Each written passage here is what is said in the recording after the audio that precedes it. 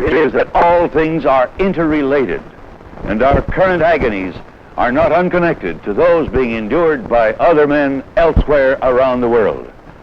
Other nations are suffering catastrophes, some much worse than our own. From our own Metro Media newsroom here in Washington is Alan Smith. Latest reports from our overseas news bureaus indicate smog-like conditions have developed over London, Paris, and Rome. Thousands of people, terrified by the accounts of the Los Angeles disaster, have begun to evacuate those cities. So far, no casualties have occurred. On the other side of the world, food riots are still ripping through the major cities of India and China and Japan. The total number of dead in most recent cycle of starvation and social unrest is unknown. However, estimates based on similar conditions in those three countries over the past 5 years indicate the figure will be astronomical. All communications with the capital cities of New Delhi, Peking, and Tokyo ceased more than a week ago. But preliminary reports then put riot and starvation deaths into the tens of millions. Starvation deaths also are occurring with increasing frequency on the continent of Africa. The United Nations says at least 10 governments there have collapsed in the turmoil of mass starvation and social upheaval. As is often the case, the innocent are suffering the most. The children of Africa are in no way responsible for the current conditions, yet they are suffering and dying like insects. The populations of the underdeveloped countries of Africa exploded during the 70s and 80s. In fact, despite an appalling death rate, the number of children there actually increased. Now, war, famine, pestilence, and social unrest are taking their toll. And if the population here is eventually stabilized, it will be because of the massive deaths of these children. In the last 2 decades, most of the children born in Africa, Asia, and South America entered the world already under a death sentence in their earliest years. What conditions prevail tonight in South America, there is no way of knowing. No one has been in any extended contact with any of the capital cities there in more than 4 days. Figures from Mexico City indicate 9,000 have died there in the past 2 days. That city is struggling out of a dysentery epidemic similar to the one in Cairo, Egypt, 3 years ago. Mark? Thank you, Alan. The disasters we're enduring these days are clearly connected to the massive population explosion throughout the world in this century. In New York, Bill Jorgensen has some observations. The population of the United States in 1984 reached 280 million, and it's still soaring. In the rest of the world, the birth rate is more obviously out of control. Every time your heart beats, 5 more hearts begin to beat for the first time somewhere on this crowded globe. 15 years from now, in the year 2000, the beat of new hearts will be a crashing crescendo, drowning out all reason and washing entire civilizations into oblivion. Each squall of new life carries us further down the road. To what? First, a loss of privacy and dignity, and then a loss of spirit. Now an increase in violence and pain. But worse yet, much worse, dawn to dusk hunger will be at the center of most lives, from birth until death. And the unspeakable, cannibalism, will be the language of whole communities. In the year 2000, between 7 and 8 billion bodies will battle for life trapped on a tiny world that could not sustain 3 billion people only 20 years ago. In 15 years, people will die like colonies of insects. Each new increment of life brings that death for the rest of us a little closer and sooner. A scant quarter of a century ago, a birth was an occasion for celebration, for joy and awe. And now it's cause for sorrow and fear. Beyond the wars, the famines, and the pestilences, what fearful rites and ceremonies, what politics, what strange gods will tomorrow reveal? As Yeats asked when he foresaw the wreckage of the 20th century, what it would bring. What rough beast, its hour come round at last, slouches towards Bethlehem to be born? This is Bill Jorgensen in New York. Now, that report from New York, of course, contains some of Bill's own views, and to be fair, not all experts agree with his analysis of the crisis. They insist the world can sustain its current population and perhaps even accommodate more, but generally do agree some rather drastic measures are needed to control the birth rate. Now, the President talked about overpopulation in our own country at some length tonight during his address. He promised that within the next few days he will outline a major new program to deal with the problem. Metro Media White House correspondent Maury Povich is just back from a conference with presidential advisors, and he examines some of the forms the new program may take. The crux of our problem seems to be that most of the solutions offered a quarter of a century ago to stem the flood of births simply have not been effective enough. Since 1976, 90% of our states have had laws so liberal as to make abortion at any time the complete right of a pregnant female, her right alone. Contraceptive devices, agents, and instructions in their use have been a function of the federal government since late 1977. But these approaches were too little, too late. The birth rate continued, unabated, although some slight dips misled a few demographers into believing the decline had begun. It hadn't, of course, and in 1980, Congress enacted and the President signed legislation eliminating the anachronistic income tax exemption for each offspring. That had some impact, but by then our population had grown so large that any increase in the birth rate was unacceptable. It seems likely that the President will offer this next session of Congress legislation to assess special and heavy taxes on the first child, double that amount on the second child, and absolutely forbid a third child pregnancy, which will have to be aborted by law. Thus, the specter of the civil libertarians will have come into being. The government will indeed invade the bedroom, even the body, for the simple sake of survival. It will have no other choice. Government-ordered sterilization is likely to come up this session. Also, Congress will want to authorize studies on the feasibility of putting contraceptive agents in our drinking water. The President will ask for, and Congress will probably grant, large expenditures for massive re-education programs. All experts agree that the contemporary attitudes toward childbearing are at the center of resistance to change. The education money will be spent convincing Americans that reproduction is not essential to the good life, and that the measure of a man or woman is not connected with his or her ability to produce children. Some of these approaches clearly run counter to the traditional notions of Western democracy, but it is us, after all, we the inheritors of those traditions, who have bred ourselves into ecological disaster. For the simple truth is, either the birth rate must come down or the death rate will surely go up, as present trends indicate. This is a dramatization of a news program in the year 1985. The events described here are not actually occurring at this time. Now, in his address tonight, the President ordered all citizens, particularly those in urban areas, not to throw out household refuse until the current collection crisis has passed. Well, as your nose and eyes tell many of you, public and private garbage collection services in many major cities have broken down. Alan Smith spent part of today here in Washington with public health officials concerned with the mounting garbage piles in our cities. Alan? Well, Mark, the latest figures indicate that 47 cities, all of them with populations of more than 100,000, are suffering acute discomfort, if not danger, because of the garbage collection crisis. In some cities, many in the northeast section of the nation, the piles of garbage are so high you can't see from one side of the street to the other. The rat population is exploding, and the mounting threat to public health, of course, is obvious. Major epidemics cannot be avoided much longer, particularly in this heat. Officials are publicly optimistic that as soon as the smog and other crises have abated, massive collection campaigns can clean up our cities again inside of 2 months. I'm not so optimistic. As long as a year ago, there were signs the system was beginning to break down. I, for one, believe we can never return to the old methods and not have crises like this develop again. The problem is more profound than collection. It's also more complex than simple disposal.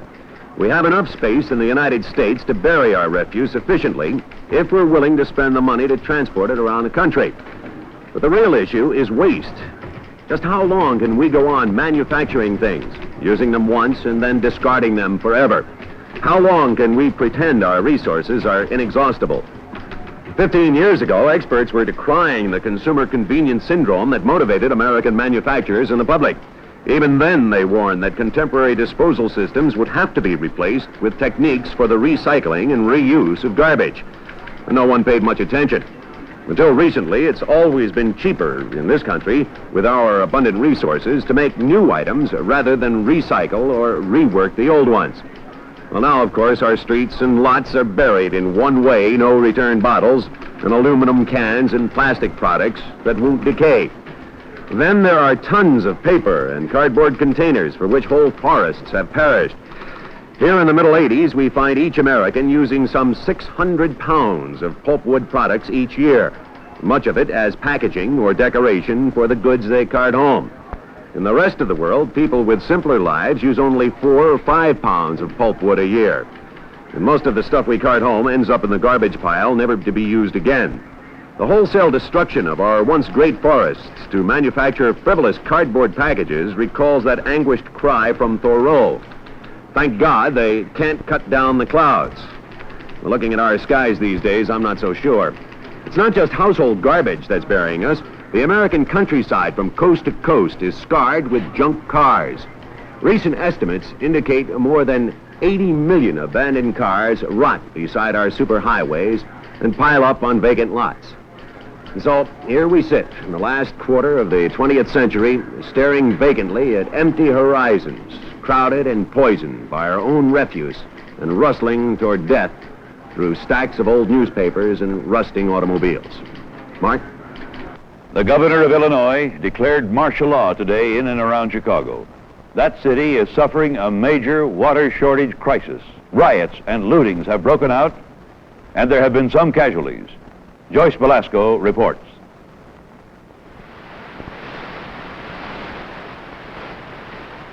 We're obviously having a little trouble with that report. We'll get back to Joyce Velasco in just a few moments. Now, Chicago's main water source is Lake Michigan, and it is, of course, heavily polluted. But as we found out during the congressional hearings in 1982, most American water sources are heavily polluted. 99% of the oxygen in our 22 major river basins is exhausted. The Potomac, the Hudson, and the Missouri are typical of the current conditions of our rivers. At first, the worst thing we thought about it was the smell. Phosphorus from human waste and from detergents poured into the Potomac at the rate of about 10,000 tons a day from the sewers of Washington alone. The phosphorus nourished billions of tiny green algae, and as they multiplied, long strings of them clung together in gelatinous masses. And soon, in some spots, the entire river was covered with a foot-thick sludge. And then the algae died, and uncounted tons of bacteria feasted on the rotting vegetation. The decaying algae oxidized, robbing the river of its oxygen. The dying bacteria decomposed, giving off the smell of an outhouse. Every year, the running river struggled to renew itself, washing out to sea much of the filth that we dumped into it. But it finally reached its limit, and it died. The smell is still there, but it's no longer our chief concern. For years, Washington and most of the metropolitan district got its water from the upper Potomac, high above the area that was polluted. But year by year, as the population grew, more towns used the convenient river for the sewage they couldn't process themselves. The runoff from more farmland laden with fertilizer and other chemical agents added to its burden. So today, our water supply stands in peril.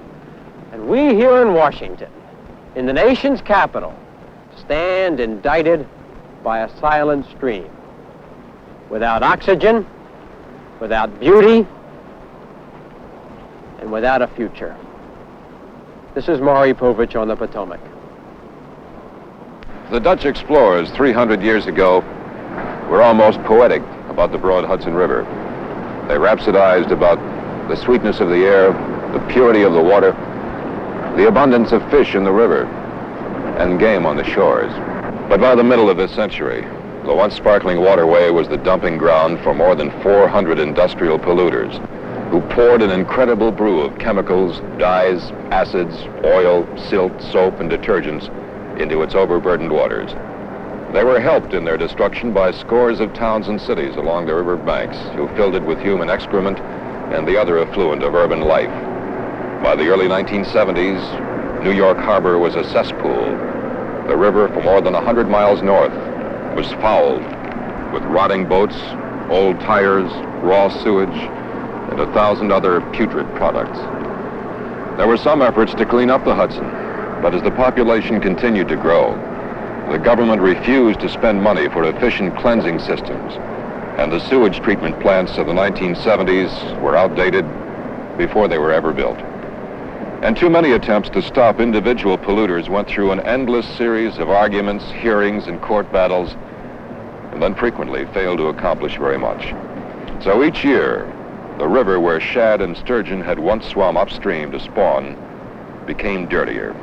And today, as the tides ebb and flow in the estuary of the great river, the accumulated garbage and filth sloshes back and forth like an obscene rhythmic ballet. This is Bill Jorgensen along the Hudson River. The eastern rivers have been getting all the attention in recent years. They were turned into open sewers back in the 50s and 60s. But most people don't know that we've killed the great waterways of the West, too. Take the Missouri, for example. The first thing we did back in the 70s was to dam the Missouri and its tributaries to death. A free river once gushed out of its birthplace in the mountains of Montana and tumbled across the plains for more than 2,000 miles. Gradually, as navigation, flood control, and electric power needs grew, we threw more and more dams across the rivers of the Missouri Basin. A running river has some capability of cleansing and revitalizing itself, but we turned these waterways into a long series of lakes and ponds. Then, as the cities of the plains expanded, they dumped more and more of their sewage and phosphate-laden detergents into the once clear water. In the 70s, there were some efforts at reform. Attempts were made to force the cities and industries on the vast Missouri drainage basin to clean up their filth, but nobody wanted to be first. And the political power of the major polluters was immense. And so today, a string of stinking cesspools stretch out where once pure rivers flowed toward the sea. This is Glenn Hansen on the banks of the Missouri River. The killing of the rivers was bad enough, but it was just the first step. As the chemicals, the insecticides and herbicides, the oils and acids, the detergents and the poisons flowed into the rivers, they eventually made their way to the sea. Back in the mid-60s, some experts estimated that as many as 500,000 different chemical substances, many of them highly toxic, were flowing into the oceans. Radioactive nuclear wastes were dumped into the sea, too. They were put in containers, but the containers couldn't last forever, and some of the wastes would retain their radioactivity for thousands of years. The combined effect of this hellish brew on the seas was beyond guessing. Some authorities pointed out that perhaps we should find out what the effect would be before we unloaded ever larger quantities of poisons into the ocean. But nobody much listened, and little was done. In the mid-70s, the collapse began. Fish that returned to the rivers to spawn simply died when they swam into the contaminated streams. Shellfish, the clams and oysters that live in the shallow tidal estuaries, had long since been killed by the oil and other chemicals that have continued to foul the sea. By 1978, seabirds had almost disappeared. Some killed by specific accidents, but most simply victims of the rising level of DDT and other poisons in the fish they ate. The commercial fishing industry was only a memory by 1980, and that collapse, of course, marked the beginning of the still-spreading famine that struck Japan and China, both of which were so highly dependent on their harvest from the sea. But the worst was yet to come. It was back in the mid-1960s that an obscure professor in a Midwest college first recognized the possibility that faces us now. It had long been known that the greenery on land, the trees and grass and bushes, generate about 30% of the Earth's oxygen supply through the process of photosynthesis. The other 70% is made by the minute single-celled plants of the sea, the phytoplankton. In the early 1970s, it was discovered that DDT and other powerful insecticides could slow down the process of photosynthesis in the sea, even when present in unbelievably minute amounts. In larger concentrations, of course, it simply killed. Still, few believed that the vastness of the sea could ever be really polluted. Today we know better. Although we don't know how bad it is, we do know that vast areas of the oceans are now devoid of the plant life so necessary to the continued existence of life on Earth. The percentage of oxygen in the air has so far dropped only slightly. The hope is that the process of oxygen depletion, if that is what is now started, will take many years and will be reversible. But at least some calculations show that once the process begins, it may proceed at a faster and faster pace until soon, no more than a few years from now, the life-giving oxygen in the air we breathe will be gone. As of this moment, we simply don't know which course the world is taking. We can only wait and hope. This is Ken Gilmore reporting. This is a dramatization of a news program in the year 1985. The events described here are not actually occurring at this time.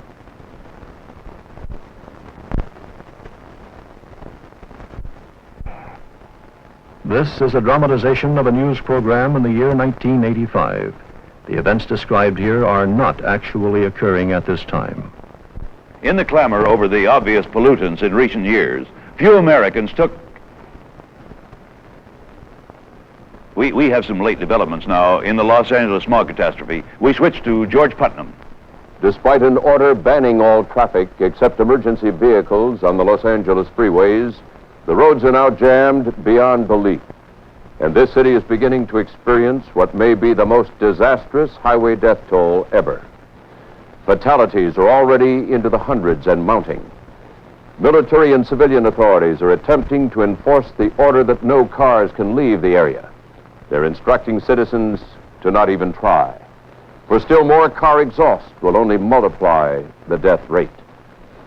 Actually, it is hopeless to attempt to leave the greater Los Angeles region, for there's nowhere in the area not affected by the smog. Latest police figures indicate that smog alone has now caused more than 14,000 deaths in Los Angeles. Traffic fatalities will certainly carry the total figure much higher. This is George Putnam in Los Angeles.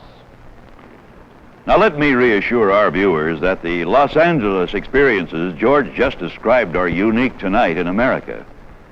The events he mentioned are occurring nowhere else. In fact, as we pointed out earlier, the complete halt in traffic in many cities may allow some toxic smog to clear up. So, I repeat, there is considerable room for optimism there. Now, as I was saying a moment ago, in all the clamor over the obvious pollutants in recent years, few Americans took note of a more insidious threat to life and sanity: noise.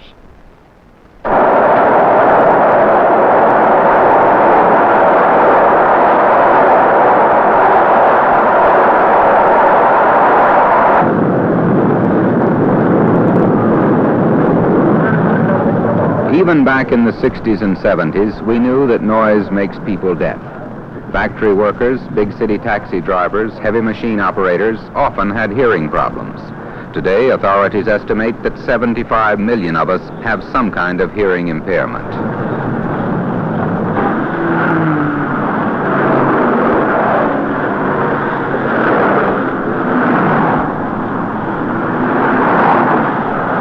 The curious thing was that even back in the late 60s, with an estimated 15 million wholly or partially deafened, we didn't get alarmed enough to do anything about it. Even then, the sound level was unendurable.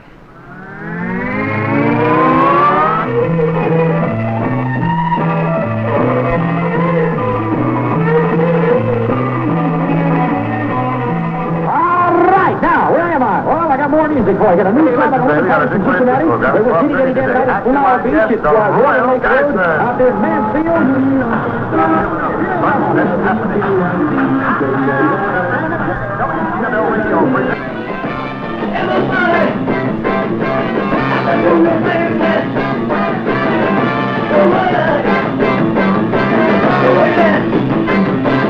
In 1969, Dr. David Lipscomb of the University of Tennessee measured the noise in a discotheque, then played it back at the same level for a cage full of guinea pigs.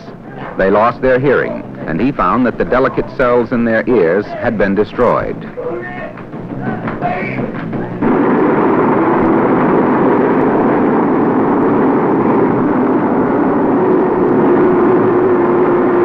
By the early 1970s, we knew that prolonged exposure to loud noise causes the blood vessels to constrict, promotes hardening of the arteries, upsets digestion, produces involuntary responses in the nervous system, ruins sex life, and makes people jumpy, upset, and grouchy. But nevertheless, we went right on making noise. Through the 1970s, as the highways filled with more and more cars and the streets with noise of every kind, the skies continued to be ever noisier too. We kept on building the SST, despite the fact that we knew it would be even noisier. We said we'd operate it only over water, knowing all the time that the pressure to use it over land would become irresistible.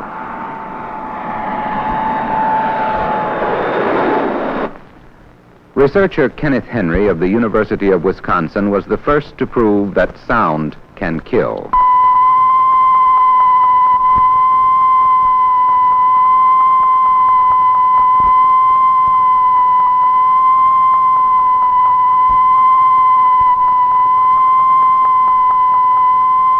Back in 1970, he exposed mice to the loud clanging of a bell. That sensitized them, priming he called it. When a primed mouse was re-exposed to the bell,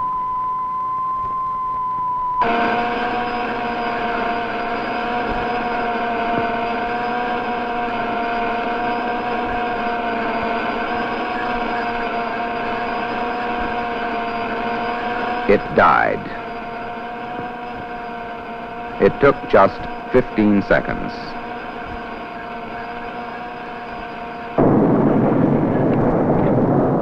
The first human death from sound was on October 13th, 1974. They thought at first it was a heart attack, but it wasn't.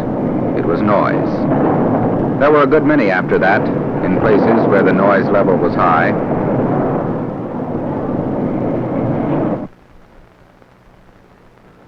Today, it's quiet again. When the city and the factories shut down, so did the noise. But it looks like there should have been a better way to get some quiet. This is Ken Gilmore in New York. This is a dramatization of a news program in the year 1985. The events described here are not actually occurring at this time. Like many of you, I can remember when it was possible to jump into the family car and ride for a long time without ever seeing another car or even another person.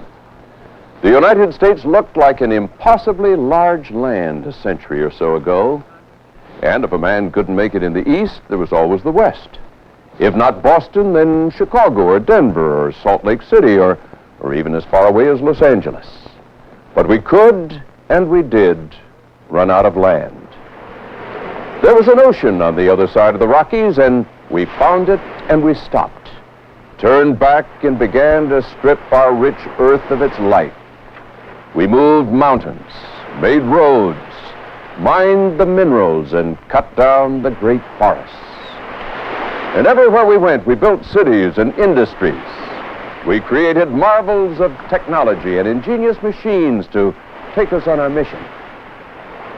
And then we abandoned them to rust.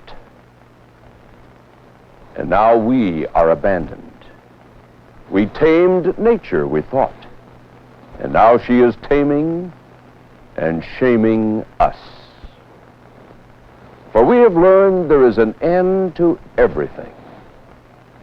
Even that vast stretch of land and possibility called America.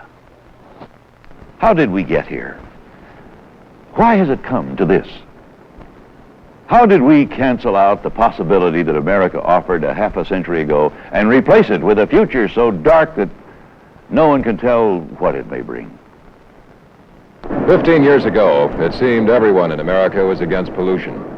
One spring day back in 1970, the city of New York even closed some streets to the all-polluting automobile, and people celebrated Earth Day. Similar activities took place all over the country, and millions took part. There were politicians and prophets, speeches and promises, declarations and vows, petitions, exhibitions, signs and countersigns, and a great theme, a firm life, save the earth.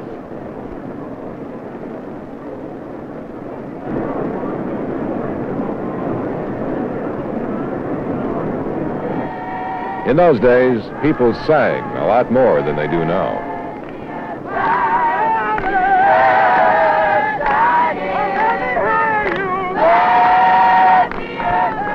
There were other campaigns back in those days. College students buried cars, women's clubs packaged ecology kits, and hippies went back to the soil and lived in communes.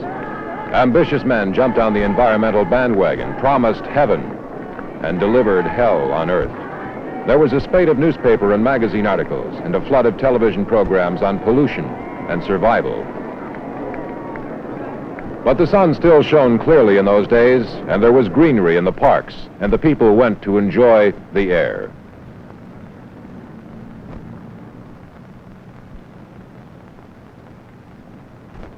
And for the young, again, there was music.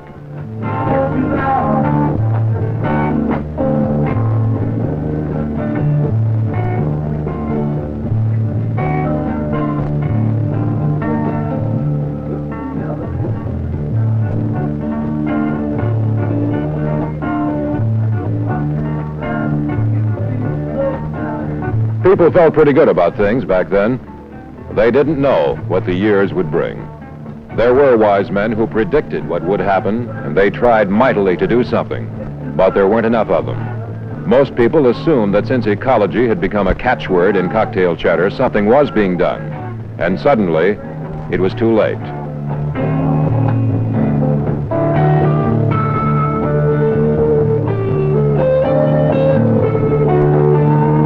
One looks back with sadness to those days, to the young people, the rock in the park,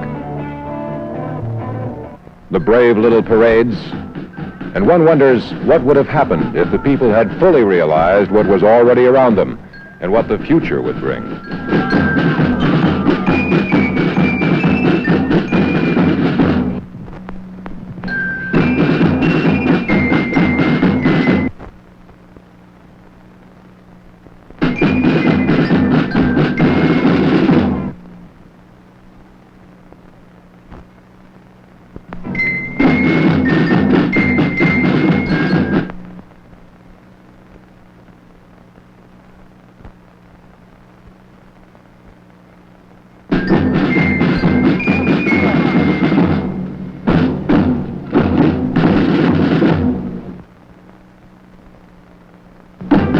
And so the best intentions on earth are not enough, not until enough people couple them with enough action.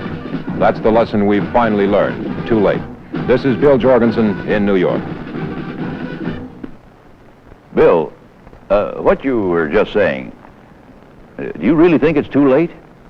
I wonder if things are really as hopeless as you say. I'll admit what you say is true, of course, but I'm not at all certain that there aren't still some options open to us, that there aren't some ways out. Can you see any room for optimism? Mark, I don't see the death of mankind overnight, but we are, right now, clearly on the edge of extinction, one way or another. If not by starvation, then by pestilence, and if not by those, then war, and most probably a combination of all three. I mean, Malthus was right all the time. There are simply too many people on this earth, and they've been consuming much too much. And I just can't sit here and play this happy little game that there's a ray of sunshine right over the horizon. We are in trouble, big, big trouble, and we are all going to be hurt. How seriously and for how long, I just don't know. Well, Bill, I understand that, of course. And I fully expect to suffer some. Perhaps it's only right, considering how we are at least partially responsible for the destiny we've created, but I'm asking for a future for us after we've paid our debt. Well, we're big spenders, we Americans. And we've now spent most of our natural resources and squandered much of our environment. And now it's time to pay the bill. How much will it cost? The estimates run as high as an incredible $1 trillion to undo what we've so carelessly done. But that amount will buy a lot. And no matter what the cost, we're talking about buying the future. A future for our children and for our children's children. Now, whether the federal government undertakes the job alone or in conjunction with industry, it is us. And we are all polluters. And we'll have to pay the bill. Well, George, money is one thing Americans have always had plenty of. I'm just not sure it's enough. Glenn Hansen in Kansas City, do you have anything to add? If we are to survive, I think a massive educational program is imperative. Every American must be taught what he personally has done to destroy the earth and what he can do to correct the errors of his ways. Then we all need to redirect our aims and establish some new priorities. Among them, perhaps we need to institute a no-growth national economy. Perhaps we need to legislate and enforce a zero-population growth plan, freezing all families at a maximum of 2 children. And then, and perhaps most importantly, we must prepare for a far simpler life. Oh, it would contain reasonable amounts of comfort and pleasure, but at its center would stand a rock of conviction. And that is that excessive consumption and the consequent rape of the Earth's resources is self-destruction, plain and simple. Now, Maury Povich, a little while ago, you were discussing government population control legislation. Do you see any hope there to construct a reasonable future for us after these present crises have passed, of course? I don't know what else we can do, Mark. Most of the moral and certainly the legal objections to population control disappeared, a decade ago. Still, our numbers increased by tens of millions. If we could stabilize or decrease our population here, it would help us, certainly, but it wouldn't change the world picture much. Most of the skyrocketing birth rates are occurring in the rest of the world, in the so-called underdeveloped countries. But what agonies the people in those countries must suffer and what pain they'll bring to us, well, it's almost too horrible to think about. Remember, the United States, with less than 6% of the world's population, consumes more than half the world's resources. In the United States, I think we should have legislation right now granting large bonuses to those families who have no children or just one. Ideally, I think we should come to some rational decisions as to what the population of the United States and even the world should be, and then cut the birth rate to eventually reach that ideal. Probably the best solution, if we had time, would be to change those attitudes time-honored and enshrined in our traditions all over the world that psychologically compel people to reproduce. Of course, Maury, as you well know, a change in attitude is always the hardest thing to accomplish, not only in population, but in all things. People construct myths and then persist in them long after whatever utility they may once have had is gone. Look, for instance, at some of the myths that were current just 15 years ago when the population pollution crisis first began to attract attention. People insisted then, for example, that science would save us. The rationale was that science had made the problems, so science would naturally solve them. Now, of course, since the marriage of science and technology was a major part of the problem, there was no solution there, and 15 years later, here we still sit. Now, there was that silliest of all myths, the one about space travel saving us. Well, a knowledge of basic arithmetic could easily destroy that one. Or take the myth about the vast abundance of the sea. It was going to feed all those billions we had spawned at that time and the billions we've spawned since. Well, of course, what anyone who believed that one didn't know was that once we pollute the sky and the land, we also pollute the sea. So when we finally went to the vast cupboard in the oceans, it was bare. Mark? Thank you, Ken. Well, that's been the experience of the last century, hasn't it? We simply used up too much carelessly and with no thought for the future. But, no one has answered my original question yet. Do we have a chance to survive, and how? Glenn Hansen out there in Kansas City, what are your thoughts? The outlook for our survival right now is bleak, but I, for one, am optimistic that something can and will be done. The extent of the environmental crisis of recent months, especially the President's speech today, have impelled many people to action. The governors of all the western states are meeting tomorrow in Denver, and this time it really sounds as though they're going to do something. And I've sensed a mood of determination in government and the public alike in recent weeks, and I'm certain we're finally going to do all those things that have to be done. So I believe we'll be back on the air in the near future with the good news that millions of Americans have opted for a future for mankind. It's going to be a real battle, but I think we'll win, simply because we can't afford to lose. Well, I fully agree with you, Glenn. Despite these terrible calamities of recent weeks and months, life still goes on, and I think if we apply ourselves, we can pull out of all this agony in a year or so. And from what we said before, I think George Putnam out there in Los Angeles agrees. Right, George? George? George Putnam. Well, obviously, we've temporarily lost Los Angeles. We'll get back to George just a bit later. Now, as we said earlier, this and all other television and radio networks will continue broadcasting throughout these current crises. Alan Smith, have you any further observations? Well, I was thinking about the need to rethink the role of government in its political and economic aspects. What I mean is, for instance, if we always thought about ecology first, and if our political, social, and economic systems flowed naturally from that basis, then... How's that, Bill? No, just say it again. I just didn't hear you. Well, Mark, I was just commenting that what Alan is saying goes well beyond political and economic considerations and gets into religion and philosophy. What we're really talking about here is some incredible transformation of the human spirit. And if men changed their notion of themselves as masters of the universe and decided to be a part of the whole, well, they would have different attitudes toward one another. Then we could move to...